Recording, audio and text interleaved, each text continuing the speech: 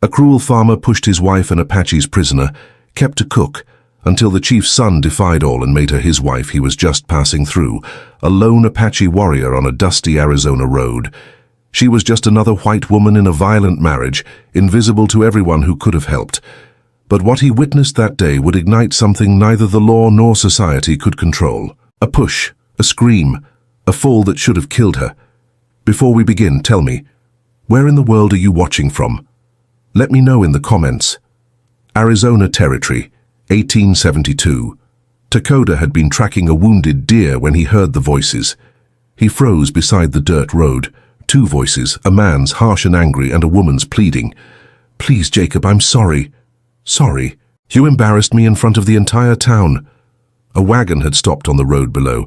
A large white man stood in the driver's seat, looming over a woman who cowered beside him. Her hand rested protectively on her swollen belly. Pregnant. Takoda should move on.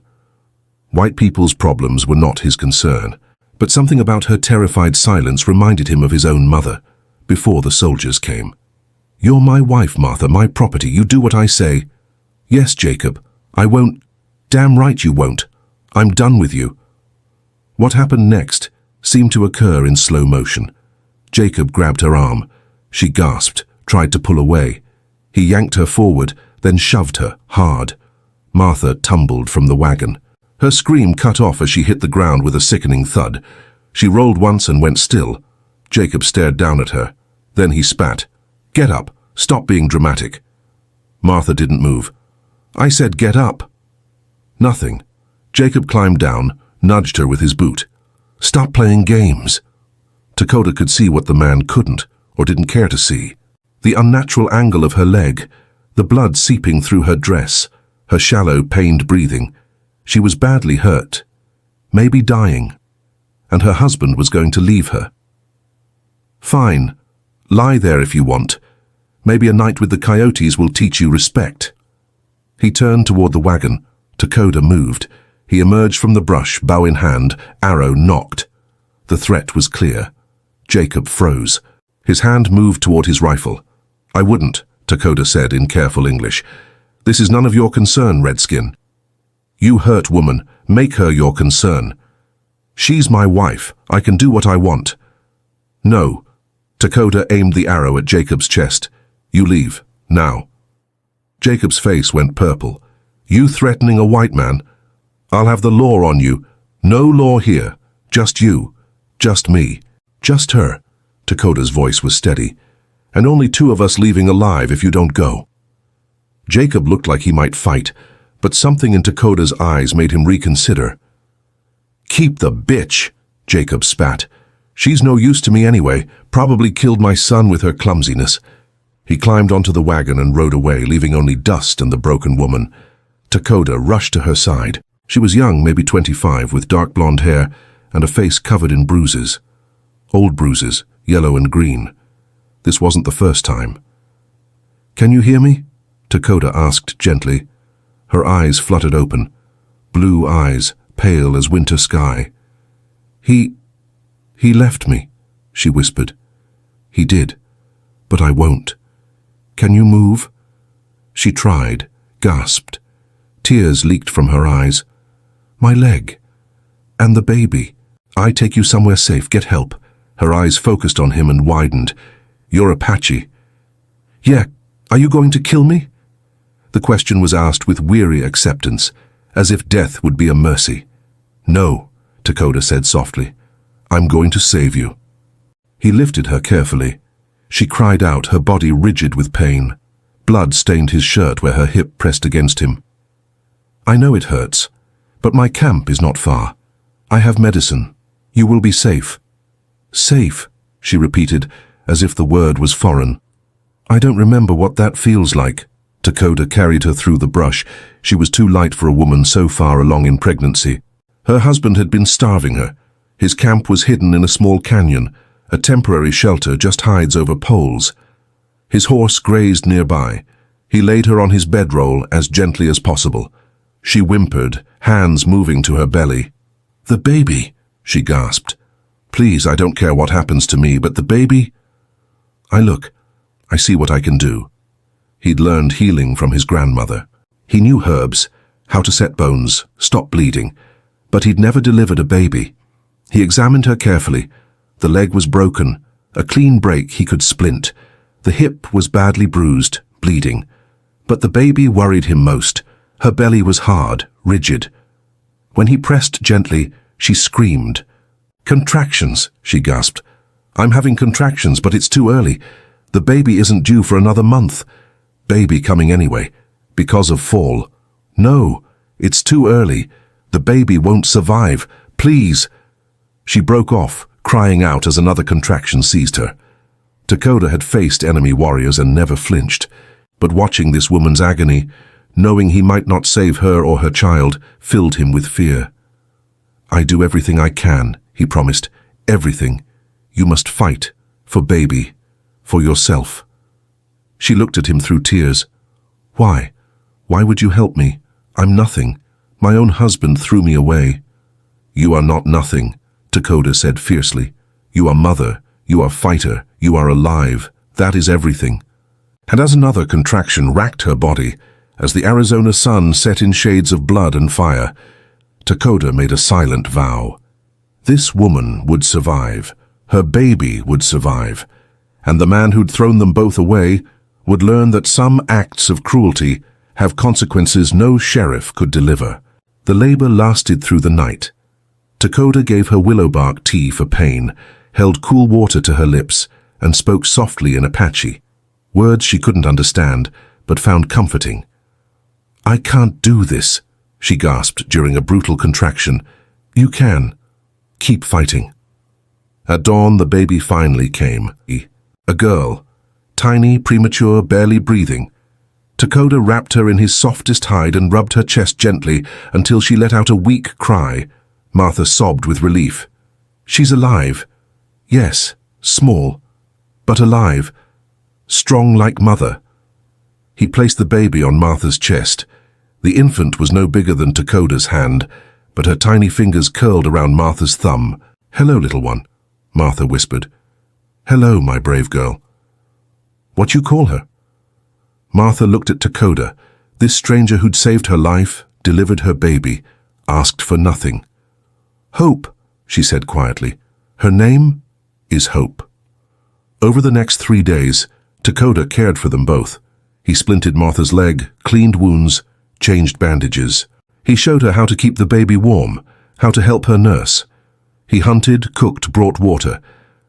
And slowly Martha began to talk. "I met Jacob when I was 17, she said one evening. "He was charming. My father approved. Jacob owned land, had prospects. And after marriage? He changed. Or maybe I just finally saw who he really was." Martha's hand moved to an old scar on her wrist. "The first time he hit me was 3 months after the wedding. I dropped a plate. He said I was clumsy, that I needed to learn." Dakota's jaw clenched, and it continued. "It got worse. He'd go weeks being kind, then something would set him off. A meal not right, a word he didn't like." She looked at Dakota. "I tried to leave once. My father brought me back, said a wife's place is with her husband. So your father is wrong. I know that now, but then," her voice broke, "I stopped trying, just tried to survive each day." "And baby?" "He wanted a son, an heir. When I got pregnant, he was happy at first, but then he said if it was a girl he'd make me try again, and again, until I gave him a son, even if it killed me." "He will not touch you again," Dakota said fiercely. "This I promise." Martha looked at him with wonder. "Why do you care? You don't know me. You are person, mother, someone who deserves to live without fear." Dakota met her eyes. "My mother was gentle, kind, like you. White soldiers came to our village when I was 10. They killed many. My mother died protecting me. I could not save her. But maybe I save you. Maybe that means something." Martha reached out and placed her hand over his. "It means everything." Two broken people finding unexpected comfort in each other. Over the following days, something shifted between them. Dakota taught Martha Apache words. She taught him better English. They talked for hours about their lives, their losses, their hopes. "What will you do when you're healed?" Dakota asked one evening. Martha looked at Hope sleeping. I don't know, I can't go back. Jacob will find me, and everyone knows I'm his wife. They'll force me to return. Then don't go back. Where else can I go? I have no money, no family who'll help. You have strength, courage. That is enough. Martha smiled sadly. The world doesn't care about courage. It cares about property. And I'm Jacob's property until he decides otherwise. Or until he dies. The words hung in the air. Don't, Martha said softly. If you hurt him, they'll hang you. I won't have your death on my conscience. Some men deserve death. Maybe. But not at your hands. You've done enough. But before they could plan, fate intervened. On the 5th day, Dakota returned from checking his snares to find Martha rigid with fear. Hope clutched to her chest. What's wrong? I heard horses, men's voices. They're searching the canyon. Dakota's blood ran cold. He listened. Said he saw an Apache camp around here. Bastard probably has her, probably already killed her. Jacob's voice. Unmistakable. We should get the sheriff, another man said. No sheriff, I handle this myself. That redskin took my property, I'm getting it back. Dakota turned to Martha. Her face was white with terror. He found me, she whispered. He always finds me. Not this time. Dakota checked his bow, his knife. Stay quiet. Stay hidden. No matter what you hear. Dakota, please, don't confront him. There are too many. Stay hidden. He moved to the canyon entrance, positioning himself where he could see. 5 men on horses, all armed. Jacob in the lead, face twisted with rage. They were looking for his camp, and they'd find it soon. Dakota could run, take Martha and Hope deeper into the wilderness. But Martha's leg wasn't healed. Hope was still fragile. Running would kill them both, which meant standing his ground, even against 5 armed men, even knowing it might be his last stand. Dakota stepped out from behind the rocks, bow raised, arrow nocked. The 5 men on horseback froze. You're trespassing, Dakota said in careful English. Turn around. Leave. Now. Jacob's face twisted with rage. You're the redskin who took my wife. I took no one. I saved woman you left to die. Martha belongs to me. You stole her. Jacob started to dismount. Dakota drew the bowstring taut, aiming at Jacob's chest. One more step and you die. The other men shifted nervously. An older man spoke up. Jacob, maybe we should get the sheriff. Let the law handle this. I don't need the law. But Jacob stayed on his horse, eyeing the arrow. Your wife is free to go if she wants, Dakota said. But you will not take her by force, not while I live. She's my property under the law. You threw her from wagon. Left her to die. You have no rights. Dakota's voice was cold. Leave now, while you still can. The older man pulled Jacob's arm. Come on. We'll come back with the sheriff. Jacob's face was purple with fury. This isn't over, Apache. I'll be back, and you'll hang for what you've done. Maybe, but you won't live to see it. The men rode away, but Dakota knew this was far from over. He returned to find Martha sitting up despite her leg, hope clutched against her chest. Her face was pale with fear. He's going to come back, she whispered. With the law, they'll take me and they'll kill you. Let them try. Dakota knelt beside her. I will not let him take you. You can't stop him. I'm his wife under the law. They'll force me back. And you... Tears streamed down her face. They'll hang you. Then we leave. Tonight. I make travois, pull you behind horse. Better than going back to him. I can't travel. My leg will heal, you will live. Why are you doing this? You could let me go. You'd be safe. I would not be safe. Dakota touched his chest. Here, in heart. Knowing I let you go back to man who hurts you. You've already done so much. You deserve everything. Dakota's hand moved to her face, cupping her cheek. You deserve to be safe, to be happy, to raise daughter without fear. And I want to give you that. Martha's breath caught. Dakota, I'm married. Even if I run, I'm still his wife. The law won't change that. And you and I...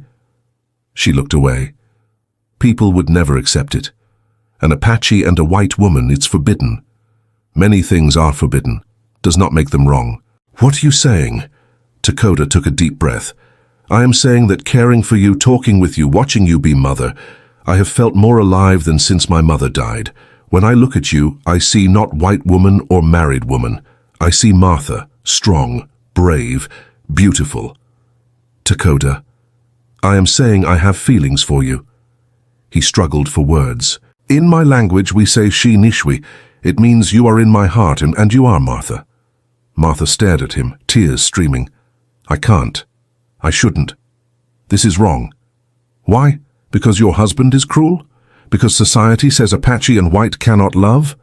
Dakota's voice was fierce. I say those rules are wrong. I say love is not wrong.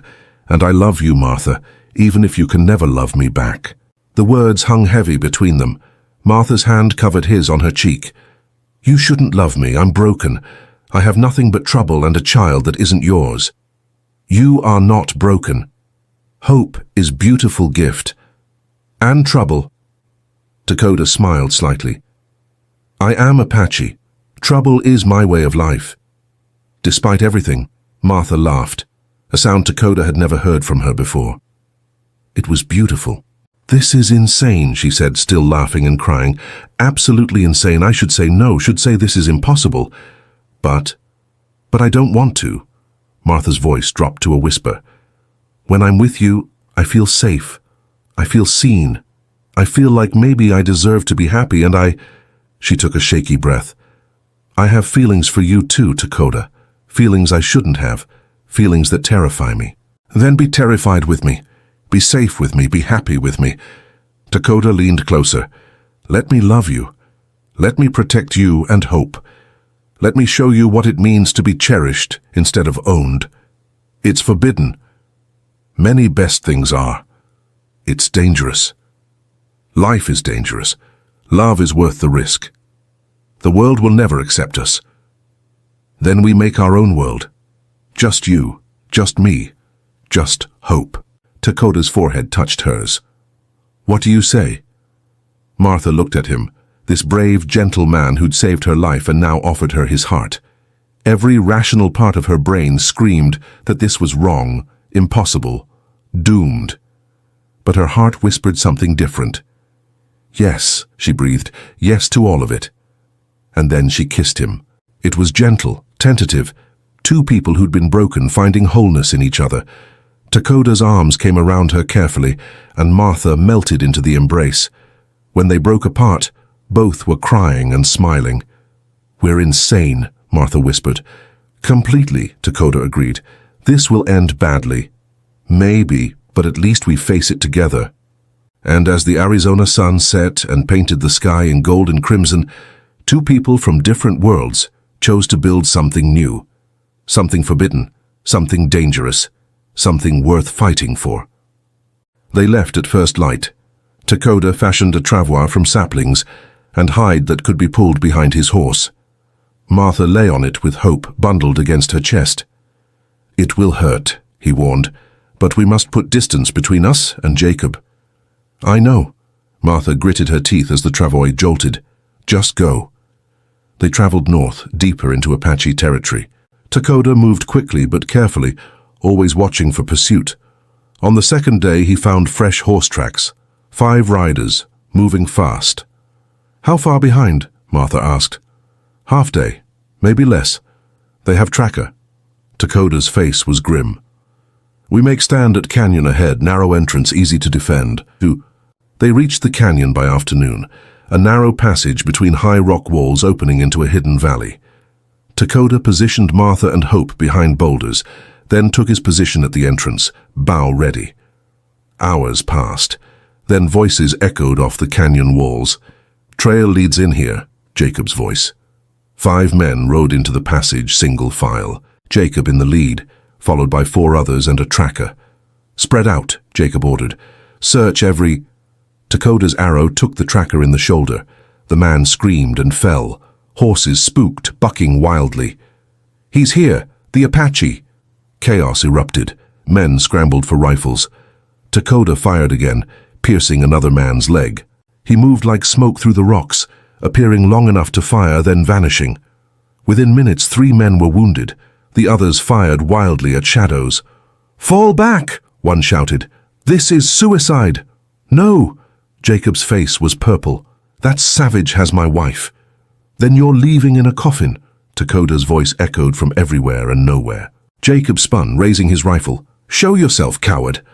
"You are coward, Jacob. You push pregnant wife from wagon." Takoda's voice was contemptuous. "She choose me over you." He appeared on a ledge above them.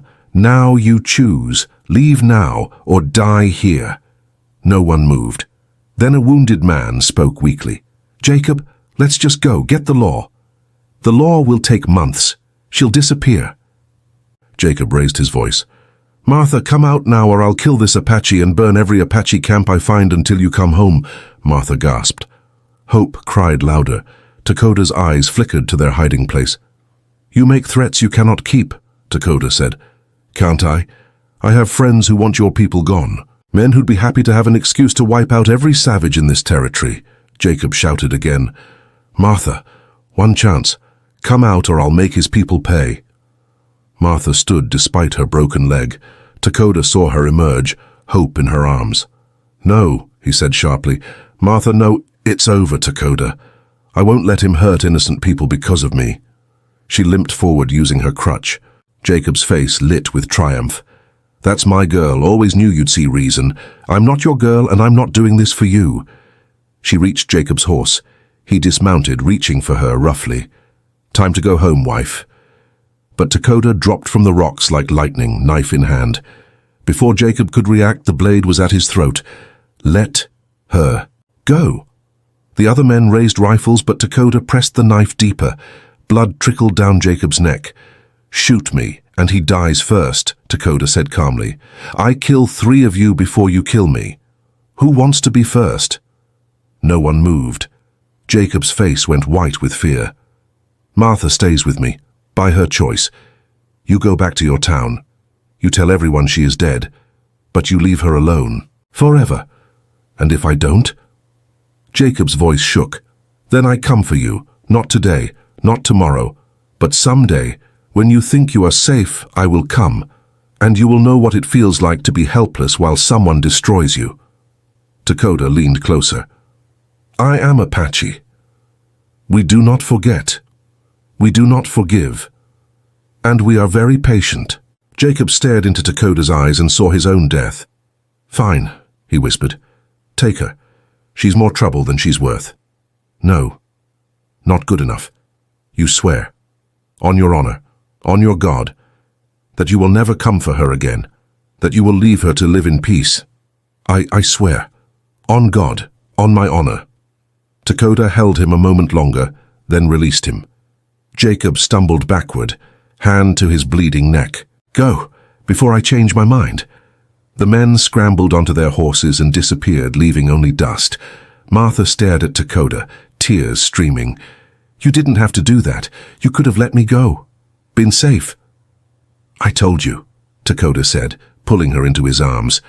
"I will not let him take you, not ever. You are mine now, and I am yours. That is truth." But as they held each other, both knew the truth. Jacob had sworn an oath, but men like Jacob didn't keep oaths. This wasn't over. It was only beginning. 3 weeks passed in relative peace. Martha's leg healed, hope grew stronger. They lived quietly in a hidden valley between 2 worlds. But Takoda knew peace was temporary. He was proven right when he returned from hunting to find Martha shaking, a crumpled paper in her hands. Reward $500 for information leading to the capture of the Apache savage who kidnapped Martha Brennan. Wanted dead or alive. "He broke his oath," Martha whispered. "Men like him break oaths like they break women." Takoda crumpled the paper. "We go to town. We tell truth. We show everyone what kind of man Jacob really is. They'll hang you. I do not need sheriff to deliver justice, but I need witnesses to see truth." The next morning, they rode into Tucson. The town went silent as they entered. Takoda led them to the center, to the general store steps. "People of Tucson," Takoda called out in clear English, "I am Takoda. You know me as the Apache who kidnapped Martha Brennan. I am here to tell you the truth." "Arrest him," someone shouted. "For what crime? For saving woman's life?" The sheriff pushed through, a grizzled man named Carson. "That's a serious accusation, Apache. You got proof?" "I have proof." Dakota gestured to Martha. "Show them." Martha pulled up her sleeves.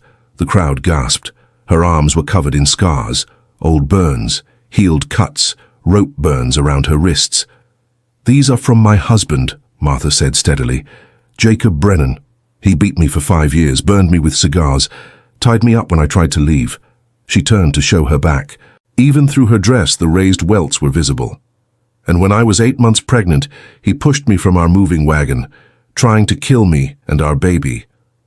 The crowd went silent. Women cried. Men's faces hardened with anger. "That's a lie!" Jacob's voice cut through. He pushed forward, face purple. "She's lying. The Apache made her say this." "The only man who ever forced me was you, Jacob." Martha's voice rose. "These people deserve to know who you really are, the monster. She's my wife. She belongs to me." "The law says nothing about attempted murder," Sheriff Carson said quietly, studying Martha's scars. "These marks are years old." "I have more." Martha pulled out a bundle of letters. "I wrote these over the years, documenting every beating, every threat. I hid them in case I died." Carson read, his face darkening. "These are dated, detailed." Women came forward with their own testimonies. Black eyes, broken bones, terror. Jacob's face went white. "This is... You're taking her word over mine? Over a man who beat his pregnant wife, who put a bounty on my head after swearing to leave us alone." Dakota handed the sheriff the reward notice. Carson looked at it, then at Jacob. "Jacob Brennan, you're under arrest for attempted murder and assault." "No, she's my wife. I can't be arrested." "You can and you are," Jacob snapped. His hand went to his gun. "No, and if I can't have her, no one will." He aimed at Martha. Dakota moved, throwing himself in front of her. The gun fired, but Dakota was faster. His knife flew, burying itself in Jacob's shoulder. The shot went wild. Jacob screamed and stumbled. Deputies rushed forward, wrestling the gun away. But Jacob broke free, grabbed a rifle, and aimed at Dakota. "You ruined everything!" He fired. The bullet grazed Dakota's side. He fell. Martha screamed. Jacob pumped another round, aiming for the kill, but his hands were slick with blood. The rifle slipped. When he tried to catch it, his finger caught the trigger. The gun fired into Jacob's own chest. He stood there looking surprised. Then he fell, blood spreading. The doctor checked for a pulse, shook his head. "He's dead. Shot himself." Sheriff Carson looked at Dakota, clutching his bleeding side, and Martha, sobbing. "Self-defense," Carson said loudly. "We all saw it. He fired first, tried to kill them both, and in his rage he shot himself." He looked around. "Anyone disagree?" Silence. Then people shook their heads. Some looked relieved. "Jacob Brennan is dead by his own hand. Mrs. Brennan is free, and the Apache saved her life. Twice. Far as I'm concerned, he's a hero." Martha collapsed against Dakota, sobbing. "It's over. It's really over." "Yes," Dakota whispered, holding her despite his wound. "You are free now.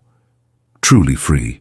And as the doctor tended Dakota's injury, as the townspeople dispersed with whispers of justice served, Martha realized that freedom had a price, but it was one she'd gladly pay, because she was finally, truly hers. The weeks following Jacob's death were strange. Martha was free, truly free, but freedom felt foreign after years of captivity. The townspeople surprised her. Women brought food, clothes, offers of help. Men tipped their hats respectfully. The doctor refused payment for treating Dakota's wound. "You've suffered enough, Mrs. Brennan," he said gently. "More than enough." "It's just Martha now," she said quietly. "Not Mrs. Brennan, not anymore." Sheriff Carson helped with the legalities. Jacob's death was ruled accidental, a result of his own violent actions. His property went to Martha as his widow. She sold it immediately, wanting nothing that reminded her of him. "What will you do now?" Carson asked as she signed the papers. Martha looked at Dakota, who waited outside with hope. "I'm going to build a new life, with the man I love." Carson followed her gaze. "Folks might talk, Apache and white woman. Let them talk. I've spent my whole life caring what people think. I'm done." Martha met his eyes. Dakota saved my life. Twice. He's shown me more love and respect in a few weeks than Jacob did in 5 years. I'm not letting him go because society says I should. Carson nodded slowly. Then I wish you luck, Martha. You've earned your happiness. They left Tucson and returned to their hidden valley. For a month, life was peaceful. Martha's leg fully healed. Dakota hunted and built them a proper shelter. Hope grew bigger, stronger. Then, on a cold October night, everything changed. Hope woke screaming. Not her usual fussy cry, a high-pitched shriek of pain. Martha bolted upright, her heart racing. What's wrong? Dakota was instantly awake, reaching for his knife. It's Hope! Martha lifted the baby. Hope was burning with fever, her little body rigid, her face red and contorted. She's sick, Dakota said, feeling her forehead. Very sick. This is bad fever. Over the next 2 days, they fought for Hope's life. Dakota used every herb his grandmother had taught him. Willow bark for fever, cool compresses. Martha held her daughter constantly, refusing to sleep, refusing to eat. You must rest, Dakota urged on the 3rd night. You will get sick too. I can't lose her, Martha whispered, tears streaming. She's all I have. If she dies, she won't die. She is fighter, like her mother. But Hope got worse. Her breathing became labored, her tiny body convulsed with fever. On the 4th day, she stopped eating entirely. Martha broke. She held her dying daughter and sobbed. Please, please don't take her. I've lost everything. Don't take her too. Dakota knelt beside them, his own eyes wet. I go to my people. There is medicine woman stronger than me. She might... It's too far. Hope won't survive the journey. Then I bring her here. Dakota stood. I ride fast. I bring her back. You hold on, little Hope. You hold on. He kissed Martha's forehead. You hold on too. He was gone before Martha could respond. The next 36 hours were the longest of Martha's life. Alone with her dying daughter, she prayed to every god she could think of. She sang lullabies. She told Hope stories. She promised her a beautiful life if she'd just keep breathing. Hope's breaths grew shallower. Her skin turned grey. Martha felt her slipping away. Then, as dawn broke on the 6th day, hoofbeats. Dakota returned with an elderly Apache woman, wrinkled, ancient, with eyes that seemed to see everything. This is White Dove, Dakota said breathlessly. She is greatest healer of my people. White Dove took one look at Hope and moved into action. She had Dakota build up the fire. She crushed herbs Martha had never seen. She made a poultice and placed it on Hope's chest. She held the baby and chanted in Apache, words that sounded like prayers, like commands to the spirits. Martha watched, exhausted and terrified, as this stranger worked to save her daughter. Hours passed. Then, just as Martha thought she couldn't take another moment, Hope gasped. A deep, full breath. Full. Then another. Her eyes fluttered open. Mama, she whimpered. Martha burst into tears, pulling her daughter close. Yes, baby. Yes, Mama's here. White Dove nodded with satisfaction. Fever breaks.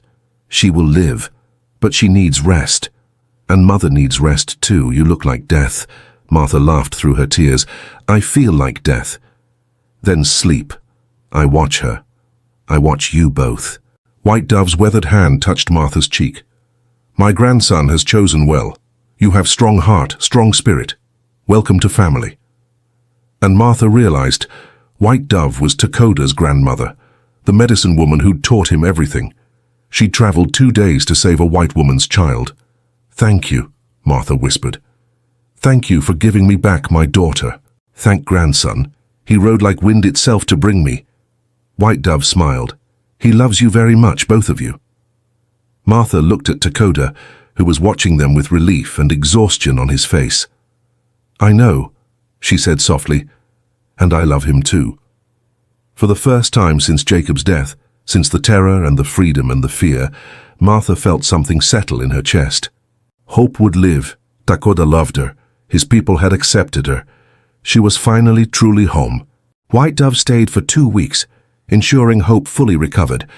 During those days, Martha learned from her Apache words, healing herbs, the ways of Dakota's people, and she learned something else: acceptance. You are not first white woman to love Apache man. White Dove said one evening as they prepared food. "My own daughter married White Trapper. He was good man, loved her truly. Some people said it was wrong, but love is never wrong." "How did you know it was real love?" Martha asked. White Dove smiled. "When you're willing to die for each other, when you're willing to change your whole world for each other, when you see person, not color, that is real love." She looked at Martha. "You have this with my grandson?" "Yes," Martha said without hesitation. "I do." "Then rest is just, how you say, details." When Hope was fully healed and White Dove prepared to leave, she took Martha's hands in hers. "In Apache tradition, man and woman marry by choosing each other, by building life together. You and my grandson, you already married in ways that matter. But if you want ceremony, if you want words—" She smiled. "I can give you that." Martha looked at Dakota, who'd been listening quietly. "Is that what you want?" "I want you to be my wife in all ways," Dakota said. "In your world, in my world, in every world." "Then yes," Martha breathed. "Yes." The ceremony was simple but beautiful. White Dove spoke blessings in Apache. Martha and Dakota stood beneath the open sky, holding hands, making promises that needed no translation. To love, to protect, to honor, to build a life together despite the world's judgment. When it was done, White Dove tied a cord around their joined hands. "Now you are bound, not by law of white man or Apache, but by law of heart, strongest law there is." Martha kissed Dakota as the sun set over their hidden valley, and for the first time in her life, she felt completely whole. 1 year later, Martha stood at the entrance of their home, no longer just a shelter, but a real house that Dakota had built with his hands. Hope toddled around the small garden, chattering in a mix of English and Apache. She was healthy, strong, beautiful, and inside, sleeping peacefully in a cradleboard, was their son. Born 3 months ago with Dakota's dark hair and Martha's blue eyes, a bridge between two worlds. They'd named him Bridge. It seemed fitting. Dakota returned from hunting, saw Martha watching their children, and wrapped his arms around her from behind. "Happy?" he asked. "More than I ever thought possible." Martha leaned into him. "A year ago I was dying on the side of a road, broken, abandoned, certain my life was over. And now? Now I'm alive. Truly alive. I have a daughter who's thriving, a son who's perfect, a husband who loves me, a home." She turned in his arms. "You gave me everything, Dakota, everything I thought I'd never have. You gave me everything too, purpose, family, love." He kissed her forehead. "We saved each other." In the distance, they could see smoke from the nearest town. They went there sometimes now, not to live, but to trade, to buy supplies. People knew them. Some still whispered, some still disapproved. But many had seen Martha's scars, had heard her story, had watched Dakota save her life again and again. And those people treated them with respect, even kindness. The world was changing, slowly, too slowly, but it was changing. "Do you ever regret it?" Martha asked quietly. "Saving me that day? Everything that came after?" Dakota looked at her like she'd lost her mind. "Regret loving you? Regret our children? Regret building this life?" He cupped her face. "Martha, that day on the road when I saw him push you, when I decided to help, that was the best decision I ever made, because it brought me you. Even though it was dangerous, even though we lost so much, we lost nothing that mattered. We gained everything that does." He pulled her closer. "I would do it all again. Every moment, every fight, every fear, because it led us here." And as the Arizona sun painted the sky in shades of gold, as their children played and laughed, as the life they'd built together stretched out before them, Martha understood. Love wasn't easy. It wasn't simple. It didn't follow society's rules or anyone's expectations, but it was worth every sacrifice, every struggle, every moment of fear. Because real love, the kind that saves you, the kind that sees you, the kind that chooses you every single day, that love was worth everything. A cruel farmer pushed his wife off the wagon, but the brave Apache who passed by didn't need the sheriff. He needed courage, he needed love. He needed to see past the color of her skin to the person beneath. And in doing so, he proved that the greatest justice isn't delivered by courts or laws. It's delivered by people brave enough to do what's right, even when it's hard, even when it's dangerous, even when the whole world says they shouldn't. Tell me, have you ever witnessed injustice and chosen to act? Have you ever loved someone the world said you shouldn't? Have you ever had to be brave when every instinct told you to look away? If this story touched your heart, like this video, subscribe to the channel and share it with someone who needs to remember that real heroes don't wait for permission to do what's right, and real love doesn't ask for society's approval. Where in the world are you watching from? Drop your location in the comments. I love knowing these stories reach across borders and touch hearts everywhere. Because stories don't just end, they stay with you, they change you. They remind you that courage and love can transform everything. We have a date with our next adventure.